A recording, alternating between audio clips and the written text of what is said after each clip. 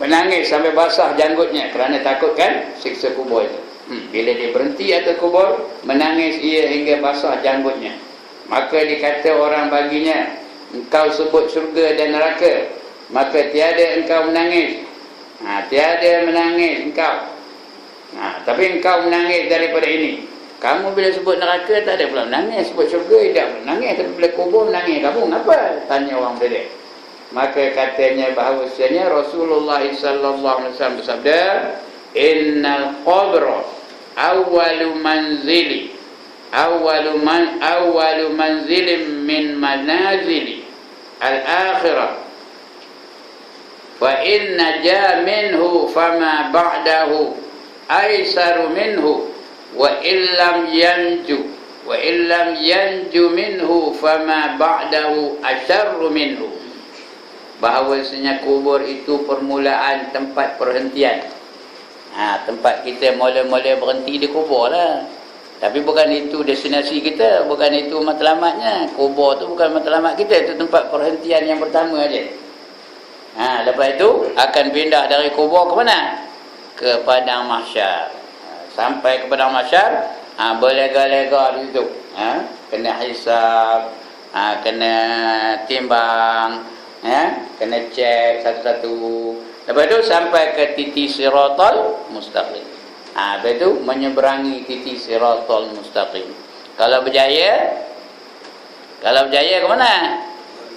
Dapatlah masuk syurga.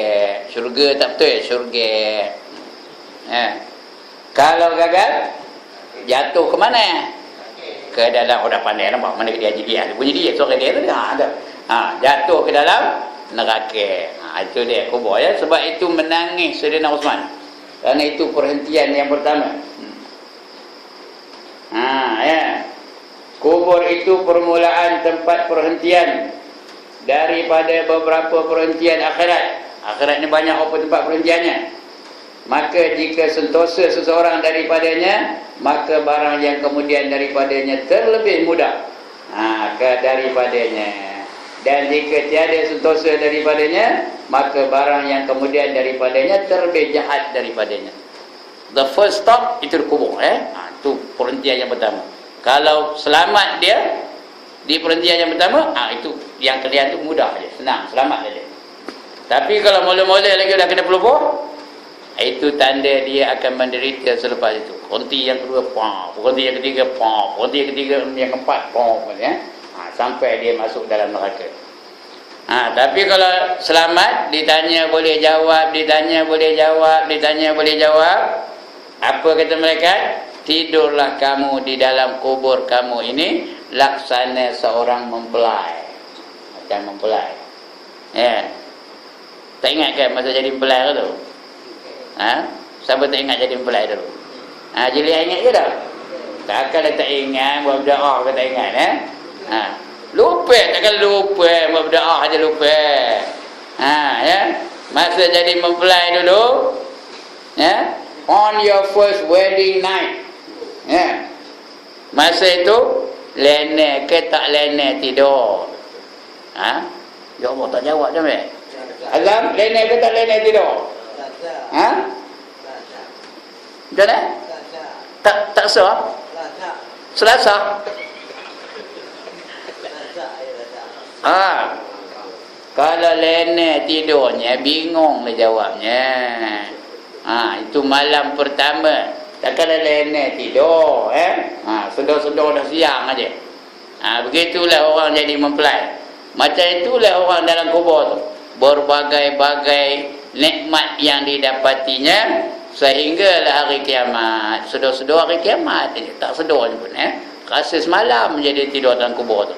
Kenapa? Segala-galanya menyeronokkan, segala-galanya menggembirakan. Macam mempelai lah. Itu dia. Tapi kalau kena pelupuk, kalau kena seksa, kalau kena balun, kalau kena bedam je, hari-hari itu terasa sangat sangat lama rasanya. Itu dia. Baik. Itu apa cerita kubur tu. First stop dari kubur.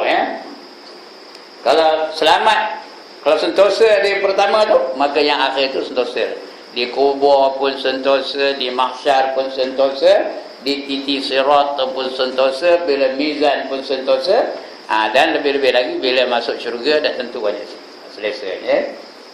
Itu sebab Umar pula Osman menangis bila dia nampak kubur. Dia takut dia tersangkut di perhentian yang pertama tu.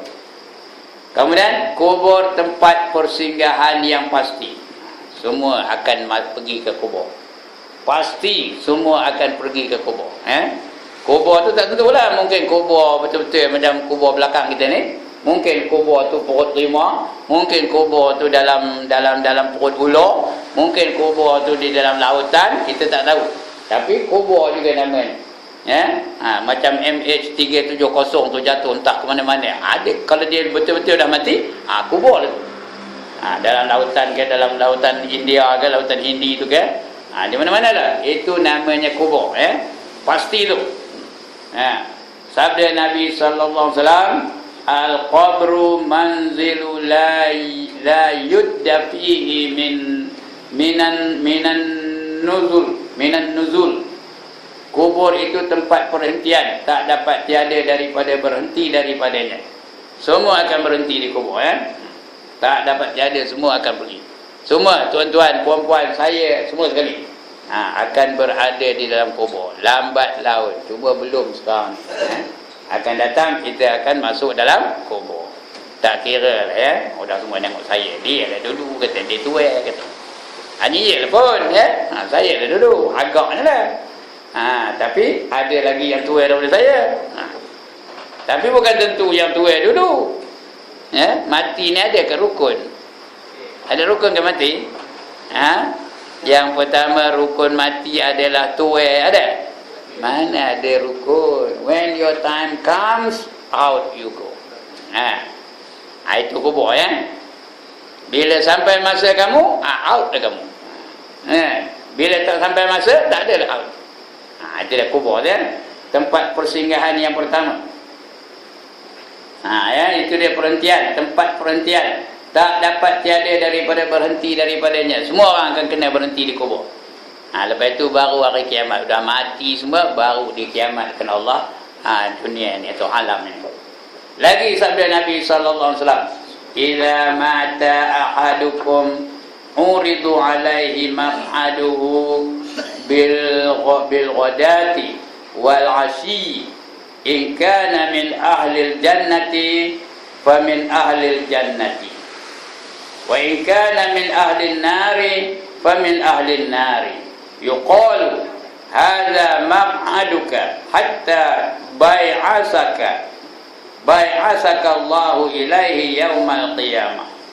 Apabila mati seseorang kamu, bila mati salah seorang daripada kita, salah seorang kamu tu bila mati, dilentangkan atasnya akan tempat kedudukannya. Dilentangkan tempat dia nak duduk tu, dihamparkan apa-apa, Yang ni daripada syurga atau daripada neraka. Dia tengok dia ahli syurga ke ahli neraka. Kalau ahli syurga, dihamparkan syurga di hadapan dia. Kalau ahli neraka, dihamparkan neraka di hadapannya. Tengok dia ahli apa. Dia dalam suratannya dia ahli apa. Kerana kita ni salah satu daripada dua aja. Kalau bukan ahli syurga, ahli neraka. Kalau bukan ahli neraka, ahli syurga. Dia tak ada tengah-tengah. Syurga atau neraka. Untung atau rugi. Dia tak ada pulang modal. Dalam dunia ni ada pulang modal. Modal RM5 dapat RM5. Pulang modal aja. Tapi di akhirat ada tempat untung, lagi satu tempat rugi. Dia tak ada pulang modal. Kalau tak syurga, neraka. Kalau tak neraka, syurga. Dihamparkan kedudukannya, dilentangkan kedudukannya, yakni daripada syurga ataupun daripada neraka. Dengan pagi-pagi dan petang-petang. Pagi-pagi dah letak tu, petang-petang pokok itu letak balik. Jika ada ia daripada ahli syurga, maka daripada ahli syurga. Kalau dia ahli syurga, syurga lah dia bentang di depan. Yang ni, maka ada tempatnya daripada tempat ahli syurga. Dan jika ada ia daripada ahli neraka, maka daripada neraka. Dia bentang lentangkan neraka pula. Yang ni maka adalah tempatnya daripada tempat ahli neraka. Dikatakan, yang ni daripada pihak Allah Ta'ala, inilah tempat duduk engkau. Allah khabar pada ahli itu, kalau ahli syurga ada syurga, kalau ahli neraka ada neraka lah. Ini dia tempat duduk kamu, kata Allah, ya. Hingga dibangkitkan dikau Allah Ta'ala kepadanya pada hari kiamat. Tidurlah kamu di sini. Kalau atas neraka lah. Kalau di syurga lah. Itu sebab kubur tu sabda Nabi apa? Al-qabru raudatan min riyadil jannah. Kubur itu adalah satu taman daripada taman syurga. Al-qabru juga, wal qabru, dan kubur itu khufratan min khufarin niran, kata Nabi lagi. Dan kubur itu juga adalah jurang daripada jurang neraka. Di kubur tu dah ada syurga, dah ada neraka. Tengok ahlinya. Kita ni ahli apa? Tuan-tuan ahli apa? Saya ahli apa? Perempuan ahli apa? Tu esok dalam kubur tu dah dapat balik. Sampai hari kiamat besok. Tinggal dia di situ. Kalau dalam syurga, dalam taman syurga, dia duduk dalam taman syurga tu sampai hari kiamat. Kalau dia jurang daripada jurang neraka, dia pun tinggal di situ sampai hari kiamat. Yakni ada kalanya dengan tiada terdahulu azab. Tiada terdahulu azab pada hak orang mukmin yang khalis, yang ikhlas. Tak ada azab. Kalau orang begitu beriman, ikhlas pula, semayangnya ikhlas, sedekahnya ikhlas, mengajinya ikhlas, mengajarnya ikhlas, tidak ada seksa baginya, tidak ada azab. Dan ada kalanya kemudian daripada terdahulu azab dengan barang yang dimustahiknya, yakni yang layak. Kalau dia layak diazab, dia azab lah. Walaupun dia semayang. Kalau semayangnya tak betul, dia azab dia dulu. Kalau semayang tak ikhlas, dia azab dia dulu. Kalau sedekahnya tak ikhlas, dia azab dia dulu. Kalau dia ngajar dia tak ikhlas, dia azab dia dulu. Lepas ngajar jelir dia, tak ada ajiliyah datang je. Kenapa hendakkan jeliah? Kenapa hendakkan jeliah? Envelope belum datang. Jadi kalau kerana envelope, esok dia azab dulu. Sebab tu malam ni saya istihar lah. Kalau tak ada envelope pun saya datang juga, insyaAllah. Tapi kalau ada, nyerongin dah. Itu dia. Orang tak berani nyebut, biar saya nyebutnya. Tuan-tuan tak berani nyebutnya. Jadi biar ikhlas semata-mata kerana Allah, bukan kerana envelope. Bukan kerana apa-apa. Semata-mata nak menyampaikan ilmu kepada masyarakat sekeliling. Okey, itu dia. Ada kalanya dia azab dulu, ada kalanya tidak diazab. Kalau dia ikhlas, mustahaknya yang layak terlayak baginya, maka dia layak tidak diazab, tidaklah diazab. Kalau dia layak diazab, dia akan diazab lah, iaitu hak orang mukmin yang bercampur amalnya dengan dosanya. Dia beriman tapi kadang-kadang berdosa juga. Kejap ni tak ada dosa. Balik sekarang tak tentu dosa kedaknya. Udah balik ke rumah, boleh dosa kedak agak-agak. Udah terbeli yang aja mata tengok apa? Akademi Fantasia. Dosa kedak. Dapat ini kan? Balik kan? Ataupun tengok WWE Smackdown. Dosa kedak. Malam tadi ramai ada orang berdosa. Tengok Perhel 22 Perhel tengoknya. Ngejur bola satu. Ramai ada orang berdosa. Satu Malaysia berdosa yang belakang. Tengok Perhel je kebanyakan. Orang cakap ni dah jangan tengok saya dah. Terus buat lah. Itu dia. Jadi campur. Beriman tu beriman, dosa buat juga. Jadi kena seksa dulu. Dah habis seksanya, baru dia keluar daripada seksa, dilepaskan daripada seksa dan dapat masuk ke dalam syurga. Meriwayatkan dia Utsman bin Tirmizi, Utsman dan Tirmizi dan Ibnu Majah daripada Sayyidina Umar bin Al-Khattab. Ini riwayat tadi kalau dia ikhlas, tidak akan diseksa dulu. Tapi kalau bercampur dengan dosa, dia akan diseksa dulu. Kata Yazid Ar-Raqashi, seorang sahabat namanya Yazid Ar-Raqashi. Perawi hadis ni. Barang siapa lalu atas kubur dan tiada mengambil iktibar dengan dia, maka iaitu daripada binatang. Dan adalah ia radhiyallahu anhu apabila melihat ia akan kubur berteriak ia satu teriak seperti teriak lembu jantan. Ya, ini riwayat daripada Yazid yang teriak. Yazid dengan apa tu? Kalau dia pergi ke kubur tak ada rasa apa-apa, ya, tiada mengambil iktibar, tak ada belajar daripada kematian, dia tak ada rasa apa-apa, naik aja, dan nari lagi atas kubur tu, ya, dan apa lagi, dan ngumpat lagi atas kubur tu, dan apa lagi, macam-macam lah dan maksiat atas kubur tu. Itu bukan orang, itu binatang, kata dia, Yazid tadi, bukan orang. Yazid Ar-Raqashi, nama orangnya, nama ulama ni, ulama besar, perawi hadis juga. Maka dia adalah binatang, dan adalah ia yang tadi Yazid yang tadi radhiyallahu anhu apabila melihat ia akan kubur berteriak ia seperti lembu jantan. Betul menjerit-jerit dia. Kerana dia takutkan kubur tu, takutkan seksa yang ada di kubur tu. Dia takut dirinya diseksa di kubur. Begitulah kita bila tengok kubur, bayangkan kita ada di situ. Bayangkan kita ada di dalam kubur itu. Tengah kena apa? Tengah kena tanya, kena soal, mar rabbuka wa man nabiyuka, kena soal. Tak bayangkan begitu. Jangan kok lalu gitu aja. Sekorang-korangnya tuan-tuan dan puan-puan lalu ikut kubur tu bagi salam. Ya, macam mana bagi salam? Assalamualaikum ya ahlad diyar. Itu dia salamnya. Kali lagi. Assalamualaikum ya ahlad diyar. Wahai ahli-ahli kampung ini. Diyar itu kampung ya. Ahlad diyar. Wahai ahli-ahli kampung ini. Inni sesungguhnya aku. InsyaAllahu bikum. Sesungguhnya aku akan bersama-sama dengan komen. Itu kita doakan betul. Mudah-mudahan lepas itu aku bersama dengan komen. Tak lama lagi aku sama dengan komen. Jangan lalu ikut kubur tu nganggur aja. Dalam hatiku hanya ada kamu. Dua lalu ke kubur tu. Itu binatang bukannya orang. Kata dia Yazid Al-Raqashi ni tadi kasar bunyi. Mana buatnya? Dia ni bila lalu ke kubur menjerit macam lembu jantan menjeritnya.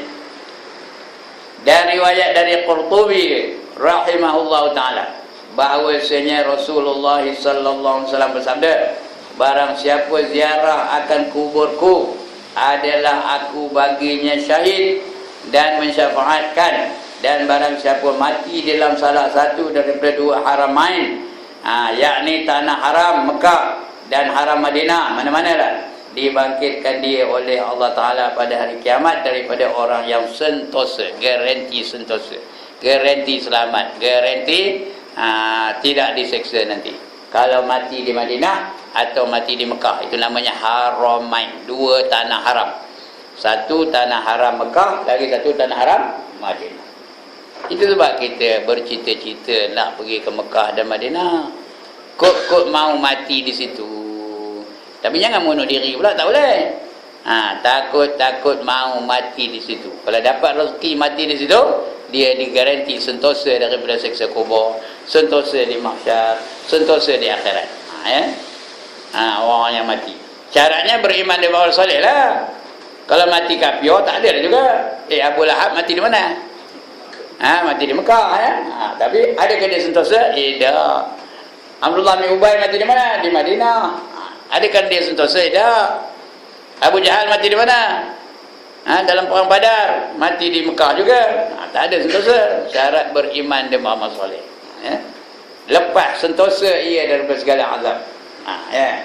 Itu yang kita bercita-cita tu. Kalau dapat mati di Mekah bagus. Tak mati pun bagus juga. Dari bila pergi Mekah tu mati pun bagus, tak mati pun bagus.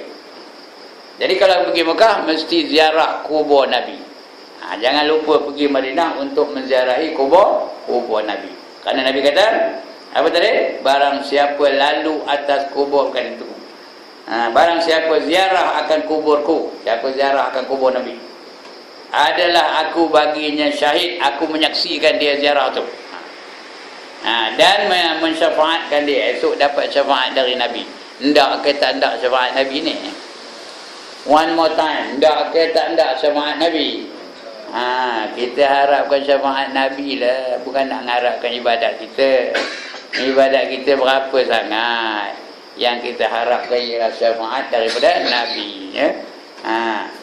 Ada 3 golongan yang boleh memberi syafaat. Yang pertama Nabi, yang kedua ulama, yang ketiga syuhada. Ya. Sebab itu tuan-tuan, dalam hidup ni jangan sekali-kali menghina ulama dan syuhada. Dan jangan pula sekali-kali menghina Nabi. Ya. 3 golongan ni jangan dihina, kerana kita harapkan syafaat dari mereka. Ini kadang-kadang dia ada ngencin gambar ulama pun ada. Dia kencin dia menggambar ulama tu. Gambar besar tu dia kencin dia. Ya. Nampak ayo kencin tu lalu. Dalam Facebook ni.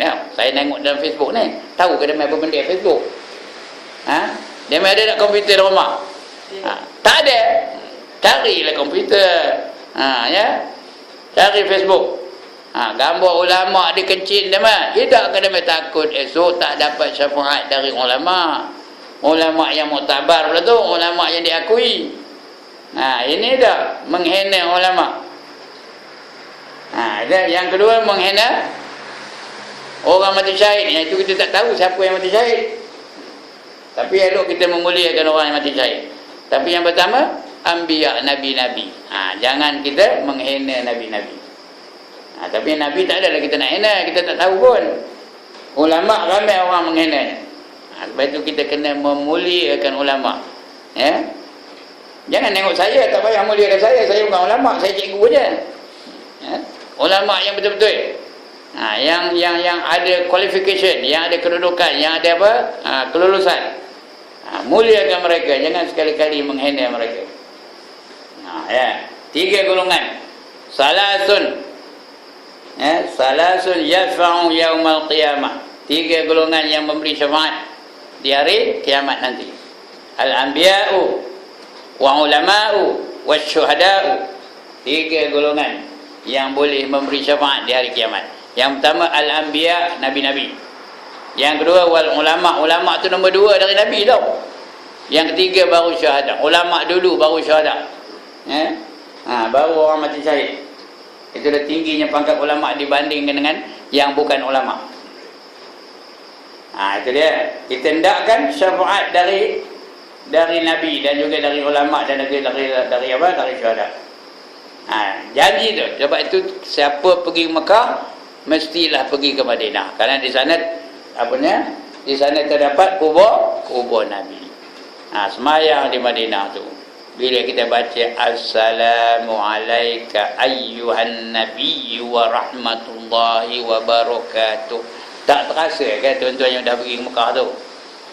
Tak terasa kan Nabi ada depan tu, kita bagi salam dengan dia. Assalamu alayka ayyuhan nabi. Selamat sejahtera wahai Nabi. Ya. Wa rahmatullahi wa barakatuh. Mudah-mudahan dirahmati Allah dan diberkatinya. Kita doakan Nabi itu supaya dapat rahmat, supaya dapat keberkatan dari Allah. Dia ada situ. Ya, kuburnya ada situ. Maknanya dia ada situ lah, jasadnya ada di situ. Tidak ke terasa, tak mau ke meleleh air mata sedang kita tahu dia ada di situ. Kita bagi salam dengan dia. Nak ada terasa sikit. Barulah dapat syafaat Nabi nanti, ya. Itu yang orang berebut nak pergi ke Mekah tu. Tak boleh naik haji, dia pergi umrah. Kerana dia nak bagi salam kepada Nabi, nak ziarah kubur Nabi. Jadi kita ni pun patutnya begitu, berlumba-lumba. Ya, untuk pergi ziarah Nabi SAW. Kemudian kata ulama, sesungguhnya menuntut segala anbiya dan orang yang solehin tanam pada tempat yang berkat seperti Mekah, Madinah dan Baitul Maqdis. 3 tempat yang paling berkat. Kalau boleh eloklah dikebumikan di 3 tempat ini. Kalau boleh. Tapi kalau mati di Malaysia, janganlah peri-peri benda nak tanam di Mekah, tak suruh pun. Mati di Malaysia lah. Tapi kalau 3 tempat yang mati itu, itulah yang paling baik. Yang pertama Mekah, tanah haram Mekah. Yang kedua tanah haram Madinah. Yang ketiga di Baitul Maqdis. 3 tempat yang terpenting dalam Islam. Dan waktu baik bagi mati itu, ada baik mati itu. Waktu yang baik bagi mati itu kemudian daripada selesai puasa Ramadan. Habis puasa Ramadan berbuka itu terus mati. Siapa nak angkat tangan? Siapa nak? Lepas buka itu terus mati je. Oh, itu paling baik Bila dia mati lepas buka. Oh, bagus betul Itu yang paling baiknya. Selesai puasa Ramadan. Dan kemudian daripada selesai haji. Begitu juga selesai haji. Udah habis haji tak dan balik. Udah habis kerja haji. Udah gelar pak haji. Dia pun mati. Itu yang terbaik. Belum sempat datang balik ke Malaysia. Di Mekah tu matinya. Itu yang terbaik. Tapi kalau dah balik ke Malaysia, tak adalah asal malam tengok Akademi Fantasia. Bila nak dapat apanya? Di Mekah tu nak tu. Udah dapat title haji tu, belum dan balik, dia mati. Ada yang betul tak? Ada. Jadi itulah waktu yang paling baik. Seperti riwayat Abu Nuaim daripada Ibnu Mas'ud. Katanya, sabda Rasulullah sallallahu alaihi wasallam, barang siapa muafakat matinya tatkala selesai Ramadan, masuk syurga ia. Itu janji Nabi tu. Siapa lepas Ramadan, selesai Ramadan mati dia, maka dijamin masuk dalam syurga. Masuk syurga. Lepas puasa, lepas Ramadan, kata kira lah. Masuk syurga. Dan barang siapa muafakat matinya, tak kala selesai Arafah, dia naik haji dah lepas Arafah. Udah habis, dah niat dah pergi ke Arafah. Masuk syurga ia. Dan barang siapa muafakat matinya tatkala selesai sedekah, masuk syurga ia. Betul, jangan kedekut duit tu sedekah tu. Masuk je duit dalam tabung tu, mati. Dah, tentu garanti masuk syurga. Ada jaminan dari Rasul. Yang ni serta orang yang dahulu-dahulu. Itu mati waktu yang terbaik bukan siang malam, tak ada. Ketika lepas puasa, ketika lepas haji, ketika lepas sedekah, itu yang paling baik Kemudian kata Ibnu Qayyim, seorang ulama lagi namanya Ibnu Qayyim itu tempat kampungnya. Tiap-tiap satu kampung terlebih besar daripada yang dahulunya. Ada kampung-kampung yang besar sebelum itu ada kampung yang besar. Tiap-tiap satu kampung lebih besar daripada yang dahulunya. Yang pertama kampungnya ialah perut ibunya. Kita berada dalam perut ibu kita selama 9 bulan 10 hari lebih kurang itulah dia kampung yang pertama kita. Iaitu tempat yang sehingga picit. Apa tu picit? Sempit. Kecil, gelap. Dalam perut ibu tu. Sehingga picit atau sempit. Dan duka cita dan kelam. Kelam yang tiga jenis kelam ni.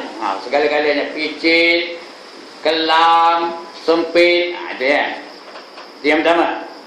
Yang kedua, kampung dunia. Sekarang ni kita duduk dalam dunia. Yang dibangkitkan dia padanya dan berjinak-jinak ia akan dia, dan tempat berusaha padanya akan kebajikan dan kejahatan. Dalam dunia ni boleh buat baik, boleh juga buat jahat. Ad-dunya mazra'atul akhirah, kata Nabi. Dunia ni tempat bercucuk tanam untuk akhirat. Dunia juga tempat menguji manusia. Allazi khalaqal mauta wal hayata liyabluwakum ayyukum ahsanu amala. Dia yang menjadikan mati dan hidup untuk menguji kamu, siapa di kalangan kamu yang baik amalannya. Itu dunia ni. Boleh beramal baik, boleh beramal jahat. Gantung kepada apa yang kamu buat dalam dunia ni. Kalau baik akan dibalas dengan kebaikan. Kalau jahat akan dibalas dengan kejahatan. Itu dunia Itu alam dunia.